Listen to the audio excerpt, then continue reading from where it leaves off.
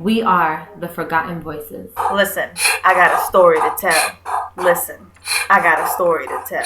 What? You got a story to tell? Yeah, I got it. Growing media attention and activist works have been dedicated to the criminalization of men of color by the justice system and the NYPD's policy of Stop and Frisk.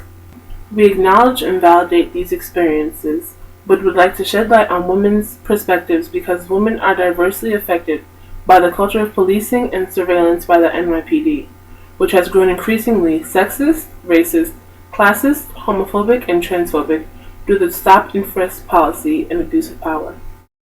We've seen police officers take it to a whole nother level of, trying to hold a woman for a crime she didn't commit and trying to force women to, to do sexual favors.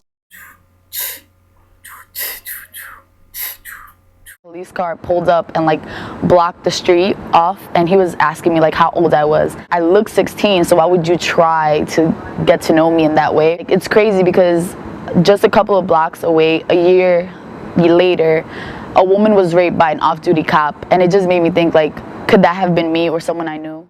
They pull out the flashlight and flash it in my friend's eyes and ask him, "What is in your book bag? How come you have a book bag on in the summer?" It's just really weird because I never thought it would happen in my neighborhood where I live, in my park where I grew up. This policy is making us fear our own people. These men in hoodies, these women being harassed, they're our family members. You have to think about police as an institution, not as individuals, because the way they're working is as a group. Stop and Frisk actually statistically have not kept our city safe and actually have just led to more criminalization of our communities. Women and genderqueer women or gender nonconforming women who are targeted because they are seen as involved in prostitution or are frisked because the police want to determine their gender. You thought I was a prostitute. You stripped me of my dignity, asking me where I've come from and where I'm going. You have judged me because of the accent in my throat. You have assumed that because my hips are a little wider and my curls are a little tighter, I'm promiscuous. Officer, I'm just trying to get to church. What am I going to wear? Is it covering enough? Am I showing too much skin? I feel like they're in my head.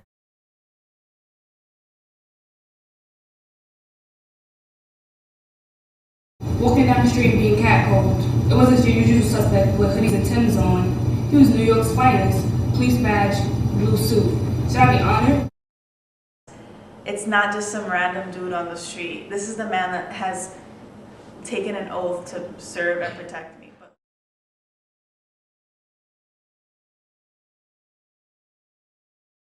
A long-term basis, of course, we see high levels of trauma in our communities from being stopped. We talk about, post-traumatic stress disorder from people coming back from war, but oftentimes we get violated so much in our communities that we don't even have to go to an actual war to feel the effects of similar to PTSD. Institutions are always hurting women in the name of democracy and liberation. From the streets of Iran to the streets of New York City, women are always told what to do and how to act. Through this film, we are calling allies and survivors of all identities to work together to enact change, not only in our cities, but in our justice system as a whole.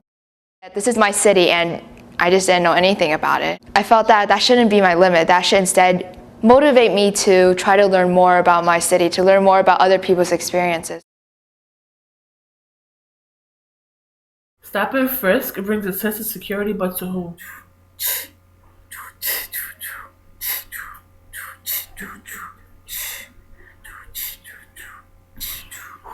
When injustice becomes the law, resistance becomes our duty.